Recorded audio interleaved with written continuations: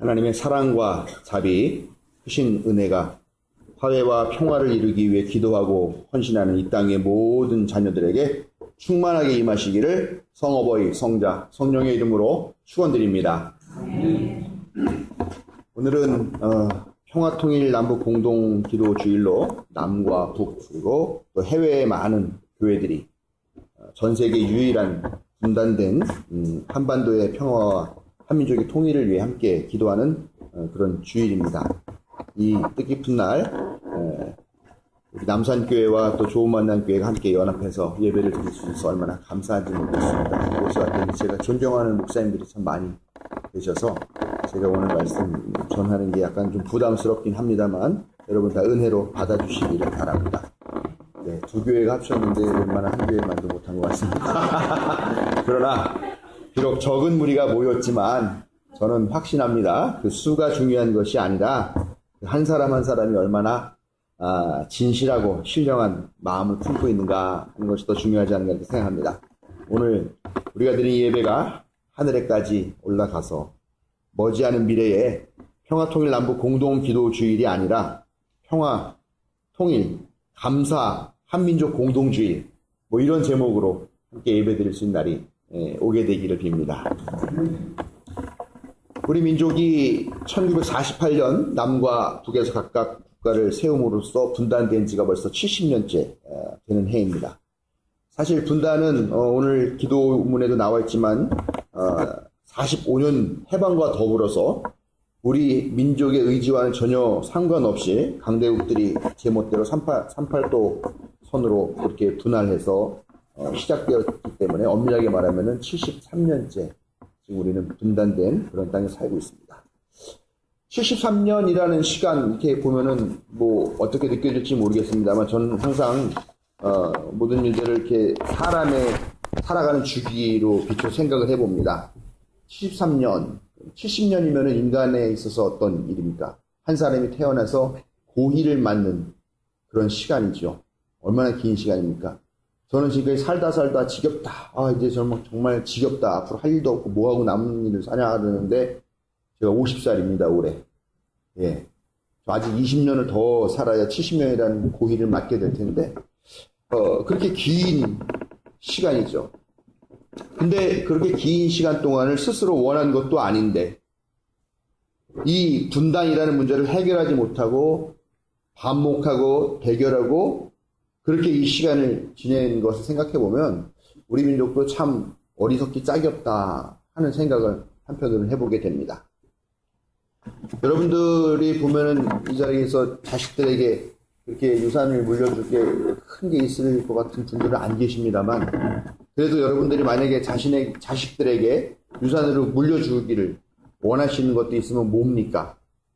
우선 뭐 땅, 뭐 토지, 뭐 돈, 재산 이런 것들을 자녀들에게 유산으로 물려주고 싶으시죠? 예. 또 뭐 부모로서 참된 가치들을 자녀들에게 유산으로 물려줄 수 있으면 좋겠다는 생각도 있을 것이고, 또 뭐 학벌, 혈통, 뭐 명예, 뭐 이런 것들 다 좋은 것들이죠. 이런 좋은 것들을 유산으로 물려주고 싶어 하실 겁니다. 그런데 과연 이렇게 좋은 것들이 많은데 왜 우리는 우리 자식들에게, 우리 자녀들에게 증오와 미움, 대결과 적대감, 원수, 전쟁의 위협과 위기, 이런 가장 나쁜 것들을 물려주려고 하는지 우리가 한번 진지하게 생각해 봐야 되겠다라는 것입니다. 이제는 분명 달라져야 할 때가 되었습니다. 오늘 우리가 함께 읽은 우리 함께가 아니고 우리 윤 목사님 읽어주신 말씀은 우리가 교회 학교에서부터 정말 줄기차게 들어서 귀에 못이 박힐 만한 그런 이야기죠. 요셉의 이야기. 다 아시는 이야기입니다. 요셉 그러면 우리가 꿈쟁이라고 생각하죠. 꿈을 너무나 많이 꿉니다. 그 꿈이 나중에 현실로 이루어지게 되죠.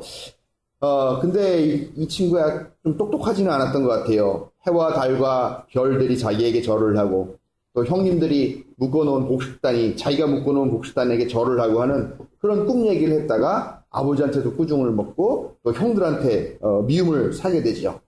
그런데 또 하필 또 아버지가 이 아들 요셉을 특별하게 사랑하다 보니까 형들이 결국 그들을 요셉을 시기하는 마음을 어찌하지 못하다 결국 들판에서 노예 상인들에게 팔아서 인신매매를 해버리게 되고 아버지에게는 짐승들에게 찢겨 죽었습니다. 그렇게 이야기를 하게 되죠.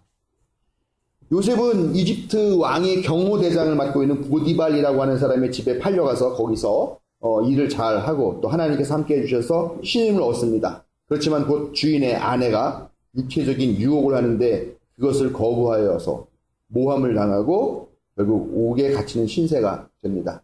그렇지만 그걸로 끝이 아니었죠. 우여곡절 끝에 빵과 술을 맡은 시종들의 꿈을 해석해 준 일을 계기로 해서 왕이 꾼 꿈을 또 해석해 주고 그래서 그게 계기가 되어 이집트의 제2인자의 총리가 되는 그래서 살림살이를 맡아보는 그런 존재가 됩니다.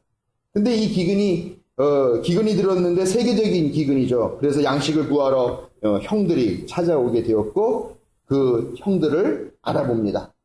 그리고 그들을 함정에 빠뜨려서 결국은 함께 데리고 오지 않은 막내 동생 베냐민까지 같이 데리고 오게 만들어서 요셉이 이제 전 형제들이 다 모여있는 그 상봉의 자리 말씀이 바로 오늘 읽은 말씀입니다. 그 자리에서 드디어 요셉은 자신의 정체를 밝히고 있습니다. 참으로 아름답고 멋지고 대단한 이야기죠. 예, 인생 역전 자수성가 대단한 이야기인데 성경은 노예로 팔려간 요셉의 이 일들 가운데에서 하나님이 항상 함께 하셔서 요셉이 하는 모든 일들이 다 잘 풀렸다라고 그렇게 이야기를 해주고 있습니다. 그렇기 때문에 우리가 이 이야기를 읽을 때면은 이게 마치 한편의 동화를 보는 것 같고 한편의 위인전을 보는 것 같이 그렇게 즐겁고 아름다운 이야기로만 들릴 수 있습니다. 그러나 그 이야기 중간중간에 있었을 성경은 미처 언급하지 않았던 그의 고난과 고통의 이야기 그런 것들은 과연 우리가 추측할 수 있겠는가 하는 것입니다. 아버지의 각별한 사랑을 받아서 색동 옷을 따로 지어서 입고 자라던 그 아이가 하루아침에 노예로 팔려오게 된 그 삶은 말 그대로 고난과 고통의 연속이었을 것입니까?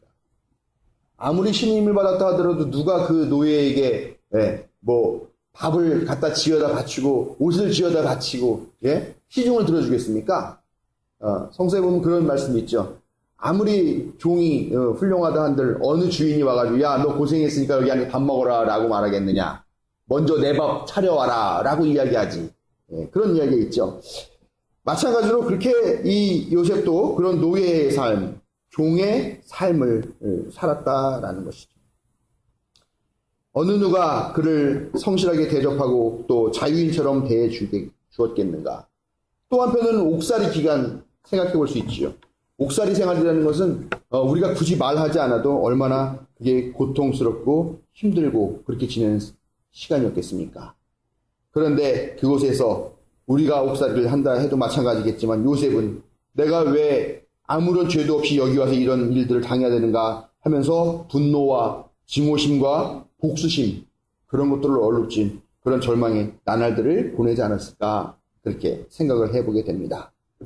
그런데 오늘 말씀을 보니까 요셉은 형들에게 안갚음을 하고 원수를 갚고 또 복수를 하는 것이 아니라 오히려 용서하고 화해하고 끌어안고 엉엉 소리를 내서 울었다라고 합니다. 얼마나 크게 울었는지 바로의 궁궐까지 그 소리가 들렸다라고 그렇게 이야기하고 있다라는 거죠.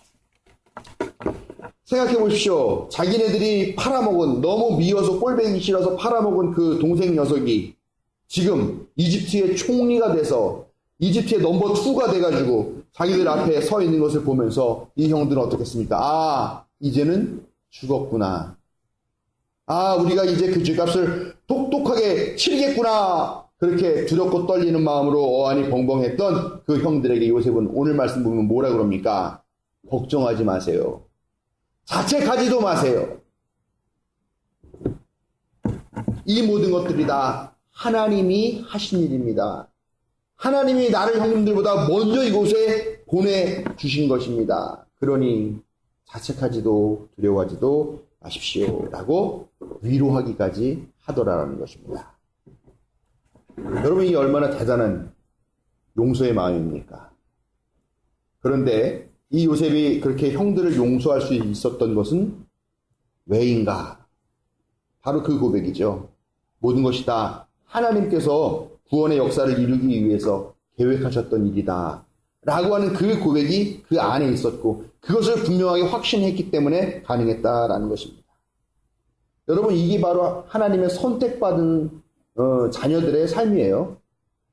하나님이 아무나 선택하시겠습니까? 선택하실 만하니까 선택하시겠죠. 요셉이 하나님의 선택을 받고 이스라엘을 구원하기 위한 그런 도구로 쓰임받을 수 있었던 것은 증오나 미움이나 대결이나 하는 것들이 아니라 막힌 담을 허시고 화해와 평화를 이루기 원하시는 하나님의 그 뜻에 자기가 비록 그 수많은 고난과 고통을 당했음에도 불구하고 그 뜻에 전적으로 순종하였기 때문에 선택받은 그런 자격을 갖췄다는 것을 기억하시기 바랍니다.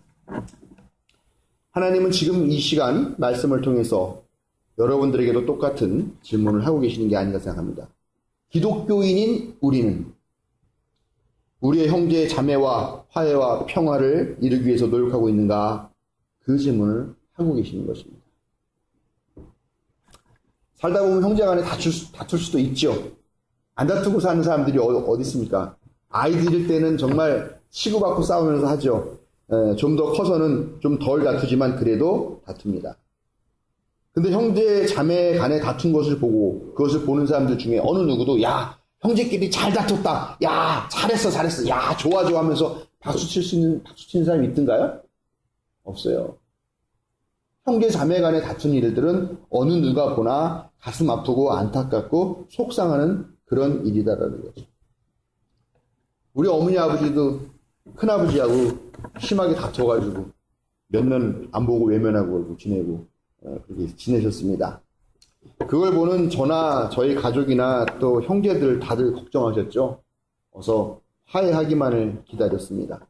시간이 좀 필요했지만 결국은 화해를 하셨고 지금은 다시 아주 사이좋은 그런 형제지간으로 그렇게 지내십니다. 이게 바로 형제 자매 간의 다툼이에요. 형제 자매 간의 다툼을 70년, 80년까지 끌고 평생 의존하지는 않는다라는 것입니다. 물론 남과 북 사이는 다투어도 너무 심하게 다퉜어요. 그렇죠? 서로 총질하며 정말 악질적으로 그렇게 싸웠죠. 그렇게 다퉜습니다. 그게 한이 되어서 70년 가까이를 이렇게 원수처럼 지내고 있습니다. 그러나 결국 이 싸움도 형제 자매 간의 싸움 아닙니까? 우리 동포 간의 싸움 아닙니까? 우리 친척 간의 싸움 아닙니까? 그러니 이제 70여 년이 지난 것이면 화해하기 위한 시간은 충분하지 않을까 그런 생각을 한번 해보게 됩니다. 한 아이가 전쟁통에 아버지를 잃었습니다. 근데 불행히도 그 아버지가 돌아가시는 모습을 이 아이가 자기 눈으로 봤어요. 인민군에 의해서 총살당하는 모습을 보면서 아버지를 잃은 한 아이가 있습니다. 그는 일평생 북한을 증오하고 원망하면서 살았고요. 그런데 후에 남한에서 성장하면서 목사가 되었습니다. 어떤 목사가 되었냐면 사회 구석구석에서 어렵고 억울한 이들을 위해서 앞장서서 대신 싸워주기도 하고 독재에 반대해서 투쟁하기도 하고요. 또 그래서 그렇게 열심히 살다 보니까 한국 기독교 교회 협의회 실행위원, 부회장, 고문대책위원장, 기독교 농문회 이사장, 농민회 이사장, 한국 기독학생 총연맹 이사장, 5.18 진상규명 및 광주 학생 정신계승 국민위원회 상임대표 등등 정말 어마어마하게 많은 사회적 참여를 하는 그런 귀한 일들에서 많은 직책들과 역할들을 감당한 그런 목사, 그런 진보적인 목사가 되었습니다. 그렇지만 그렇게 사회 참여를 하시는 분임에도 불구하고 북한에 대한 입장은 항상 확고부동했었다고 합니다. 그런데 그 목사님이 어느 날 갑자기 마음의 울림이 있어서 북한을 새롭게 바라보았다. 뭐냐? 나도 죽일 놈이고 나도 벌받아 마땅한 놈인데 하나님께서 그런 나를 사랑해 주셨고 또 하나님이 모든 인류를 다 사랑하시는데 내가 여전히 북한에 대한 증오심을 갖고 있는 것은 맞지 않다 하는 것을 깨닫고 그 몇십 년 동안 마음에 품었던 아버지를 잃은 그 슬픔과 아픔을 용서하기로 하였다라고 합니다. 그래서 그 이후로 통일운동에 앞장을 서셨고요. 얼마 전까지만 해도 6.15 공동선언 실천 남측위원회 상임대표를 맡기까지 했습니다. 그분의 성함은 김상근 목사님이십니다. 아마 들어보신 분들이 많이 있죠. 조만간에 KBS 이사장으로도 가신다 그런 얘기가 요즘 언론에서 나오고 있습니다. 또 다른 한 가족에 대한 이야기를 하려고 합니다. 황해도 연백에 한 가족이 있었습니다. 이들의 아버지는 학교 교사를 하였고요. 살림살이는 매우 넉넉하였고 아주 진작부터 예수를 믿었던 그런 집안입니다. 재산도 아주 풍족했어요. 그래서 연백에 살면서 이제 곧 개성으로 이사를 가려고, 그럼 개성 가서 뭘 하면 살까? 그래가지고 방직 공장을 하나 사고요. 또 집을 샀습니다. 얼마나 좋은 집을 샀냐? 99칸짜리 그런 집을 샀습니다. 그래서 이제 곧 이사를 가야지 하고 준비하는 중에 전쟁이 나버리게 되었습니다. 아무것도 챙기지 못하고 그 가족들 몸만 간신히 빠져나와서 여기 강화로 왔어요. 그렇게 잘 살던 사람이 피난 생활을 하다 보니 얼마나 고됐겠습니까? 하루아침에 거지처럼 살게 되었고, 어머니는 함지를 이고 여기저기 돌아다니며 생선을 팔았고, 장성원 아들은 외지에 나가서 돈을 벌어와서 생계를 꾸리고 또 공부를 시키고 그렇게 되었습니다.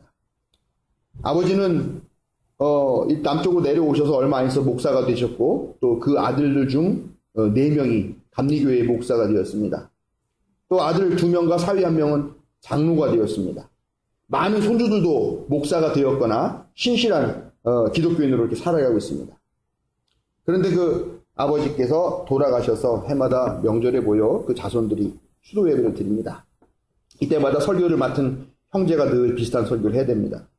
우리가 연백 살 때는 넉넉하게 살았는데 빨갱이들이 전쟁을 이렇게 다 잃고 피란 나와서 얼마나 힘들게 살았는지 모른다. 우리 어머니가 얼마나 고생했는지 모른다. 하나님을 부인하고 우리 가족을 이렇게 힘들게 만든 빨갱이들을 결코 용서해서는 안 된다. 이렇게 설교를 합니다. 저희 집안 이야기입니다.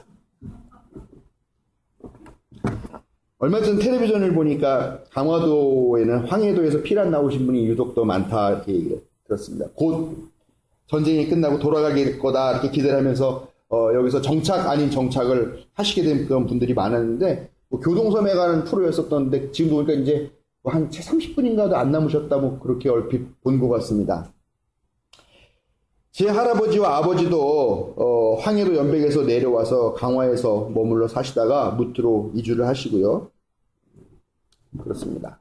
저희 아버지나 혹은 강화도에 사시는 분들 북한에 대해서 또 통일에 대해서 어떤 입장이실까 상당히 궁금한데, 아마 좋은 기분, 좋은 느낌은 아니지 않을까 하는 생각을 갖게 됩니다. 예, 저 충분히 이해할 수 있습니다. 그러나 이 질문, 아까 하나님께서 하신, 또 예수님께서 이렇게 주신 이 질문이 그냥 보통 사람에게 주는 질문이 갖는 무게와 기독교인인 우리들에게 주는 그 질문의 무게는 전혀 다르다는 것을, 질적으로 전혀 다르다는 것을 우리가 분명히 기억해야 되겠다라는 겁니다. 과연 하나님이 지금 우리 기독교인에게 원하는 건 무엇이냐라는 겁니다. 증오와 원망이냐 아니면 화해와 평화냐라는 것이죠. 여러분, 이 질문이 어려운 질문이 아니에요. 예수님은 하나님과 원수처럼 틀어져가지고 그렇게 하나님과 철저히 원수가 된 불화한 이 인간들, 이 하나님과 인간의 이 사이를 화해시키기 위해서 그 자신이 희생제물이 되셨고 어린 양이 되셨다라는 것입니다. 그런데 그 예수님이 지금 여러분들이 묻고 있습니다. 이제 원수같이 된 이 남과 북을 위해 나를 믿는다는 너는 도대체 무엇을 할 것이냐? 어떤 것을 선택할 것이냐? 이렇게 묻고 계신다라는 거죠. 우리가 잘 아는 이 이야기, 오늘 읽은 이 요셉의 이야기는 사실 가족과 형제 간의 단순한 화해의 이야기가 아닙니다. 이 이야기는 솔로몬 시대에 완전하게 다듬어졌고, 또 그 이후에 남과 북으로 갈라져서 반목하던, 또 대결하던, 또는 전쟁을 벌여 서로 죽이던 북이스라엘과 남유다의 그 남북 왕국 시대에 더욱 조명을 받고 더욱 많이 신앙적으로 읽혀졌던 그런 이야기다라는 것입니다. 6,7,000년 전에 있었던 이야기가 다시 솔로몬 시대에 재구성이 되고 더 이야기가 풍부해지고, 그 이야기가 남북 또 몇백 년 뒤에 남북 왕국 시대에 더 관심 있게 더 중요한 역할을 하면서 읽혀졌다라는 것을 생각해 본다면, 바로 오늘 읽은 이 요셉의 이야기는 수천 년이 지난 지금까지 또 남북으로 갈라싸우고 있는 이 바로 한반도를 위해서 이 이야기가 사실은 수천 년 전에 이미 마련되고 예비하신 그런 이야기라고 우리가 생각하고 받아야 된다라는 것이죠. 이야기를 이제 좀 정리하겠습니다. 세계의 절로 이루어진 시편 133편은 다윗의 시로 성전에 올라가면서 부르는 다윗 순례자의 노래라 제목이 져 있습니다. 제가 한번 읽어보겠습니다. 그 얼마나 아름답고 즐거운가. 형제자매가 어울려서 함께 사는 모습. 머리 위에 부은 보배로운 기름이 수염, 곧 아론의 수염을 타고 흘러서 그 옷깃까지 흘러내림 같고 헤르몬의 이슬이 시온산에 내린 것 같구나. 주님께서 그곳에서 복을 약속하셨으니 그 복은 곧 영생이다. 성전에 예배하러 올라가는 사람은요, 형제 자매가 어울려 함께 사는 모습이 아름답고 즐겁다고 노래를 하는데요. 이렇게 형제 자매가 어울려 함께 사는 것은 성전을 올라가기 위한 필수적인 조건일 수 있다라는 것입니다. 또 성전에 올라가는 사람이 받은 은혜일 수도 있다라는 것이죠. 이 식구를 통해서 알 수 있는 것이죠. 마태복음 5장 23절 24절에서는 예수님은 이렇게 가르치십니다. 제단에 제물을 드리려고 하다가 갑자기 형제나 자매가 너에게 원한을 품고 있다라는 것이 생각난다면 그때 그 제물을 그 자리에 그대로 놔두고 달려가서 먼저 가서 형제 자매와 화해한 후에 그 예물을 드려라. 여러분 원한을 품고 있거나 원한을 품은 사람이 나를 원한으로 품고 있는 그런 사람이 드리는 예배와 헌금, 헌신과 그런 신앙생활 그런 것들은 하나님께서 기쁘게 받으시지 않는다라는 겁니다. 그거는 진정한 예배가 아니다라는 거죠. 진정한 헌신이 아니다라는 것입니다. 그런데 더군다나 형제 자매와 불화한 우리 민족은 어떻게 할 겁니까 도대체?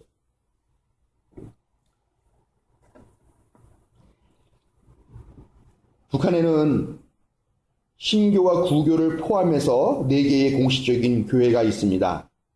2개의 사적지 교회가 있고요. 1개의 다용도 교회가 있습니다. 4개의 직장 교회가 있고요. 1개의 대학 교회가 있습니다. 현재 추진 중단되었거나 아니면 추진 중인 교회가 5개가 있고요. 또 전국에 승인된 500개의 가정교회가 있음을 분명히 기억하시기 바랍니다. 남북의 문제는 화해의 문제이면서 또한 신앙의 문제로 우리에게 여전히 질문으로 던져져 있습니다. 부디 이 땅에 화해와 평화의 바람, 막힌 담을 허시고 화해하게 하시는 성령의 바람이 불 수 있도록 기도하고 헌신하는 성도 여러분들이 되시기를 부탁드립니다. 여러분이 화해와 평화를 위해 그 자신을 예수님께서 화해와 평화를 위해 그 자신을 희생하셨듯이 우리도 그분의 발걸음을 따르는 신실한 성도들이 될 때 우리는 그 얼마나 아름답고 즐겁냐라고 하는 그런 곳에 이르게 될 줄로 믿습니다. 여러분께 하나님의 자비와 사랑이 함께 하시기를 기원합니다.